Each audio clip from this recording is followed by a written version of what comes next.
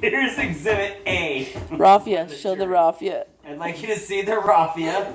We're very frugal up in here. So there was a nutsack, like it's a snack size of trail mix. It's a nutsack! Heavy on the peanuts. Okay, so this is attached, and I want you to tell me if you... That's what she changed it to, was peanut or something in there instead of nutsack.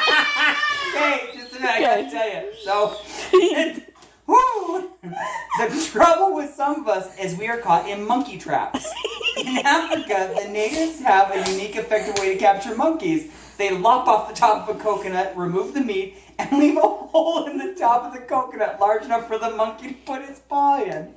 Then they anchor the coconut to the ground and put some peanuts in it. When the natives leave, the monkeys, smelling those delicious peanuts, approach the Okay, coconut. every time it says peanuts, you think nuts because she changed it to peanuts. I think she said peanuts. It was so hilarious by this point.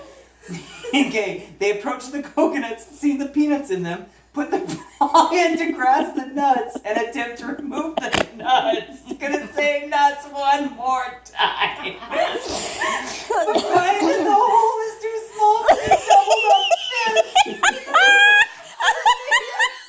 Return with gunny sacks and pick up the monkeys, clawing, biting, screaming. But they won't drop the peanuts.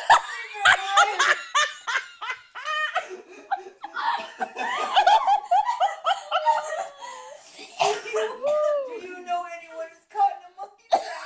Where the things that matter the most are at the mercy of things that matter the least. That's a beautiful story, and I can't get past the nuts.